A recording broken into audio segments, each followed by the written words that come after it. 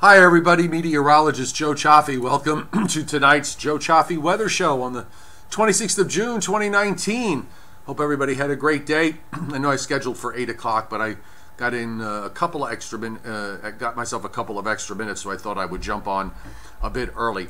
We've got some weather going on at the moment locally for me, so I got a side eye on another monitor watching as of 7:57 Eastern Time, severe thunderstorm warning for parts of Sullivan County and also for southern Ulster, a small portion of northeastern Orange, and the southern, let's say, 2/3 of Dutchess County. The northern third is out of it now. They were in a warning a bit earlier, and this warning goes on till about 8:15. So you know what? We're going to just kind of get right to things here and show you what's happening with respect to this particular area of storms. You know, we mentioned that this was possible today with this upper air.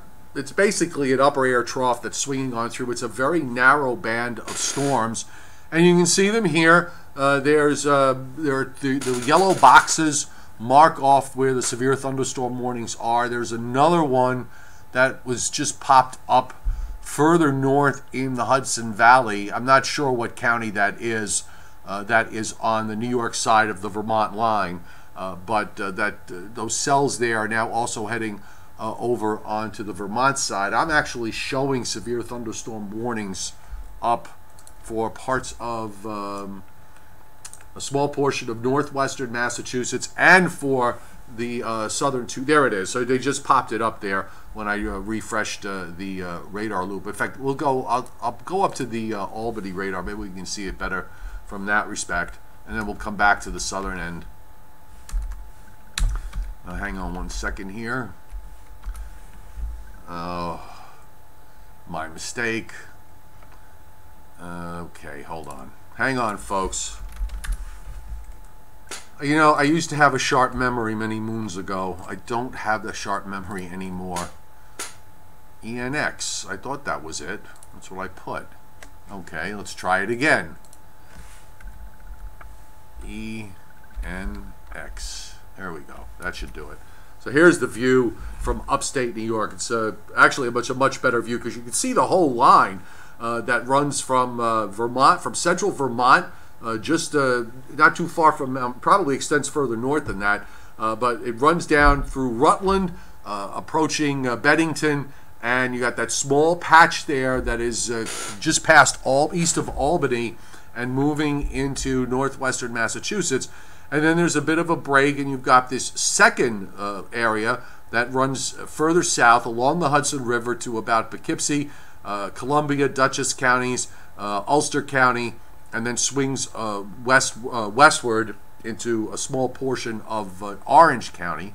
And you've got this one renegade strong cell that is moved into Sullivan County that sort of separated from all of this.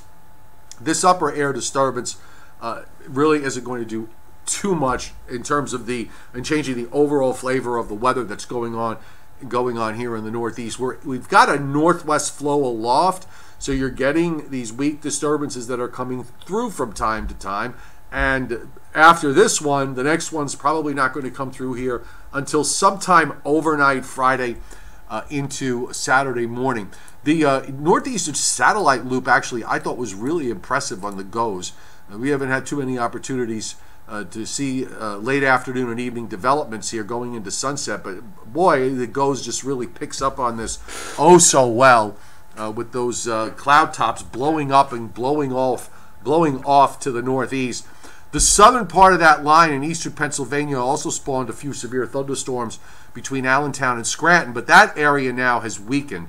And now, of course, as we're moving towards sunset and the daytime heating is getting cut off, this line is probably going to start to weaken and dissipate as we go through the next couple of hours. So the warnings that are up for my neck of the woods, which again would be southern Dutchess, southeast Ulster, extreme northeastern Orange, and for Sullivan County, that is up until 8:15. So that's going to last another 14 or so minutes, and then it's done. A lot of dry air out to the west of that, and of course the beautiful, absolutely gorgeous day of weather that we had here in the Northeast and down into the Mid-Atlantic states.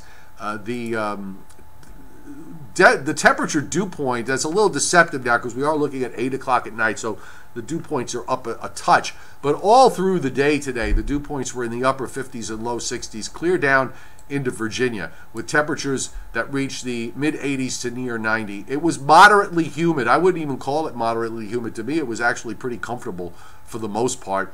And this is the signature of what we're dealing with, because we have the northwest flow.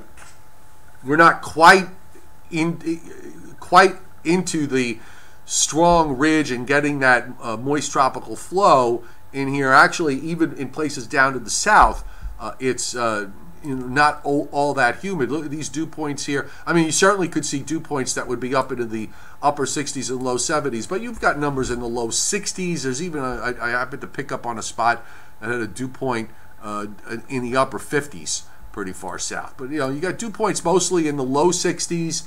A few places where you see the dew points up around 70. It's probable that there's a pop-up storm going on in that particular area. But overall, it is really looking very, very good here for another couple of days.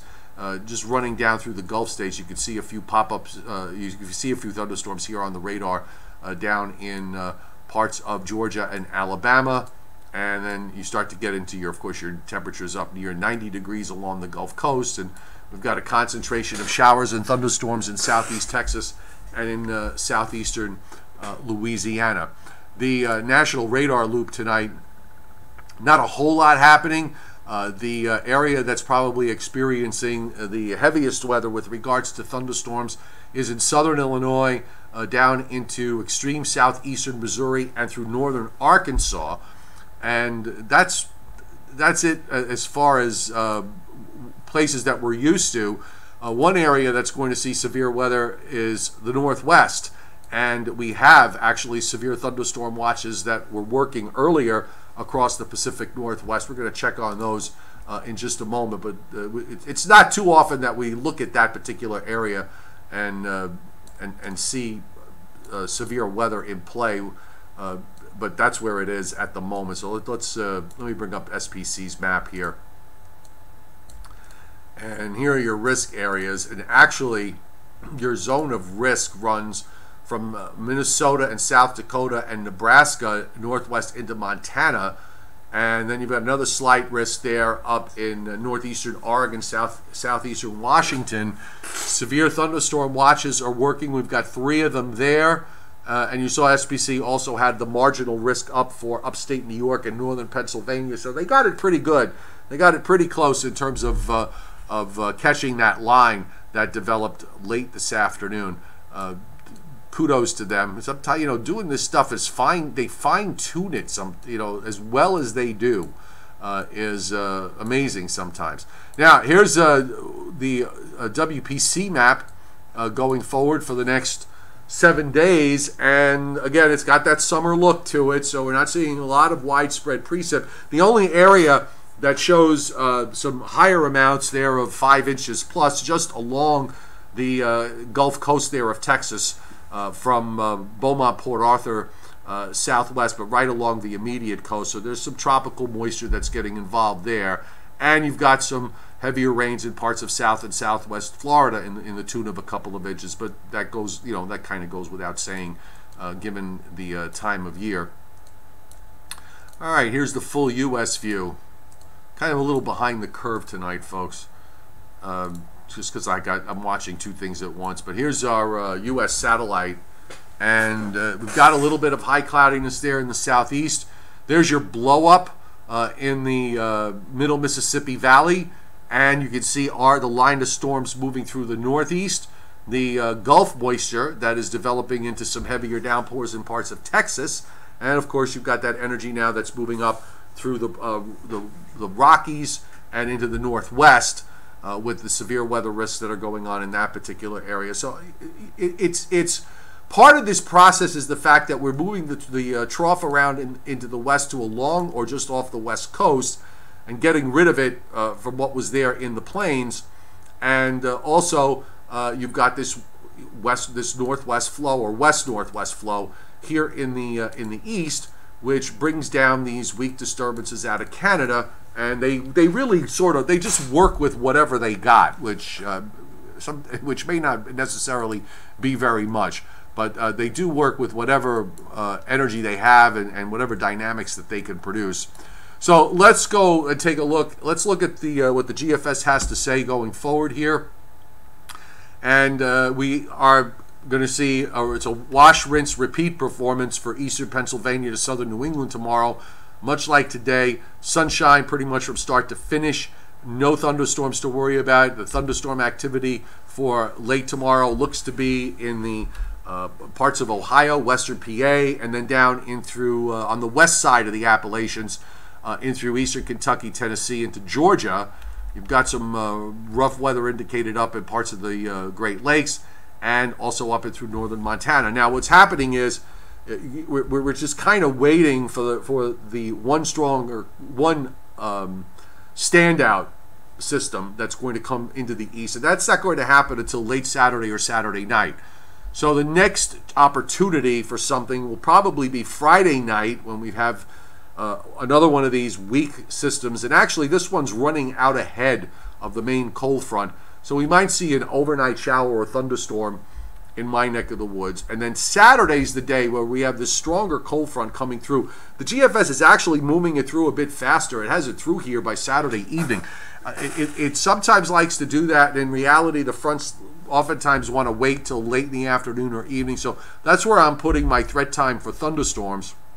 And then behind it, we've got a second front here for Sunday that comes through in the afternoon, but there's not a whole lot with that. It looks like there might be some showers up in parts of New England with this as that second front goes by, and then we get into drier air. One of the things that's changed in the last couple of days is a slight shift in this trough off the East Coast for the weekend and early next week, a little bit further to the east. So we're not getting as cool a push.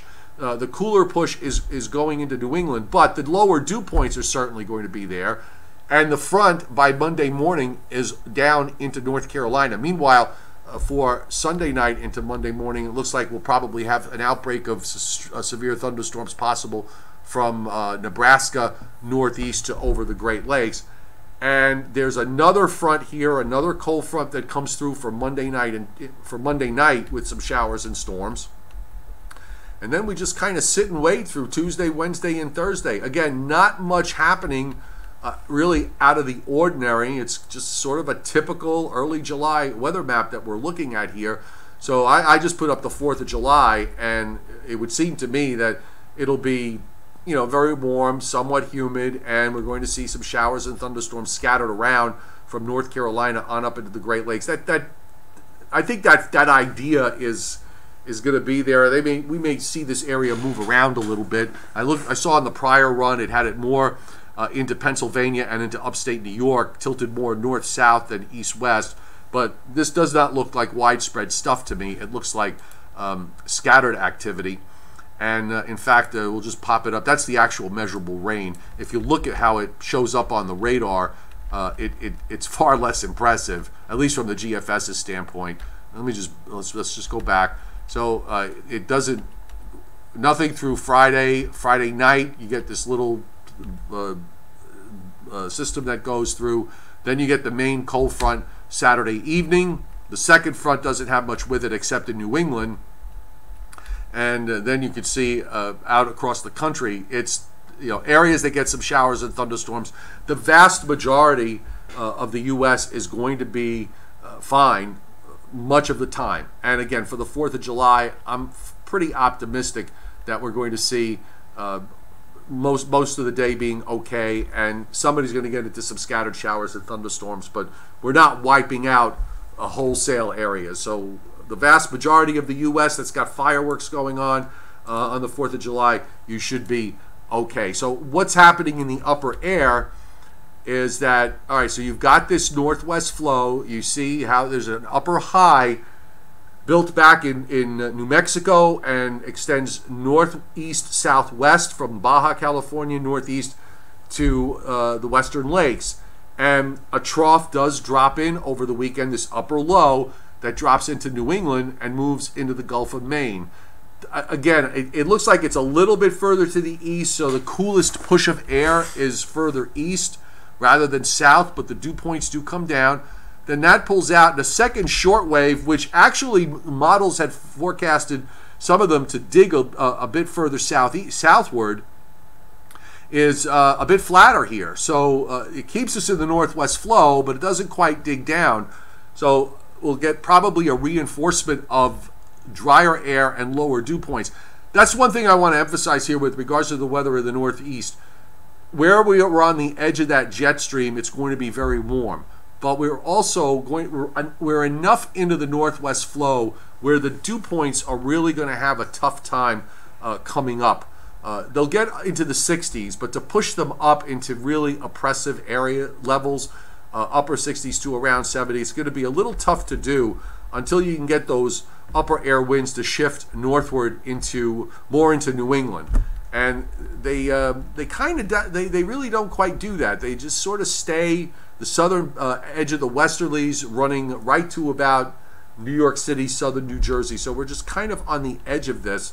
And the ridge is going to be dominant going into the long range there in the east. Another trough tries to swing down toward the long range.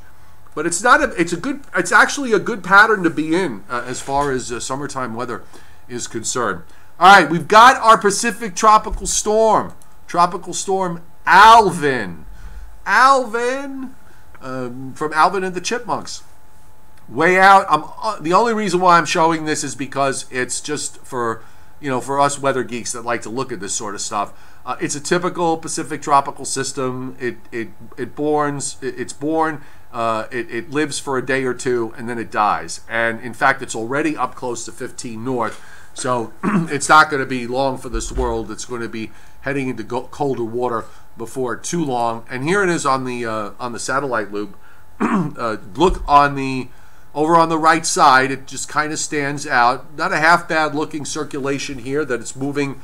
Hurricane Center said actually moving south of due west, but forecast to turn to the west and then west northwest. But if this was down near 10 north, you probably would have time for this to become a hurricane. But being that it's already close to 15 degrees north, it's hard to imagine that this is going to survive more than another day or so. And I don't know how much time it really has to get stronger. I just added a few extra frames to the loop so you can actually see it. Whoops. There it is. So it'll run back again. I'll just move it out a little further so you can see it there on the screen. Nice little ball of convection there, and then it looked like the convective area expanded during the day today. It has a fairly well-defined circulation. When we look at it on the satellite loop, it looks pretty decent. Some banding going on, so it's all there as far as a tropical storm is concerned. But look up to the north and west, and you could see the low clouds not that far away when it goes to sunset. On the dark screen, where from the overnight, you can see the low clouds are not that far away. That's where the cooler water is. So again, not long for this world, but this is one of the latest starting seasons. I got to go back and check Anthony Orr's dates, either the third latest or the second latest for the first named storm to show up in the Eastern Pacific. Remember, their hurricane season starts on the 15th of May. So we're almost a month and a half into it here, and they finally got their first storm. All right, a couple of things I want to tell you about. If you're on the chat and you were on the chat from earlier, one of the chat regulars who doesn't join the chat board but does lurk, and I do speak to him on Facebook, told me about this the other day, and I forgot about it. But thanks to Greg Corriga, I hope I said that correctly. Thanks for giving me a heads up on this. But if there are apps available for the GOES 16 and the GOES 17, so you can download it on your phone. The pictures are pretty decent. So you can do that. I put the links up on one for an Android and the other one for the App Store. And you can download it to your phone, and you can pull up Go's pictures. I believe Greg said every 15 minutes or so. So that's pretty cool to have. It's amazing what kind of a world we've evolved into when it comes to with all these with the apps, the information that is available to you. That when I started in this industry, you had to pay thousands of dollars for, and we're talking $1979 and not 2019 dollars. Inflation, it'd be basically like paying. My God, I couldn't even make the equivalent of it. So just figure, I don't know, a satellite setup with lines probably cost you about $10,000 or $12,000 a year. So in 2019 dollars, that's probably about $70,000 or $80,000 a year, maybe less than that. But it shows you it's on the internet. You pay for your internet access, and that's it. You got all this stuff at your fingertips. Okay, let me just jump really quick on the chat board, folks. I'm not going to have too much time here. I got to grab some dinner, and then I got to go do some TV weather.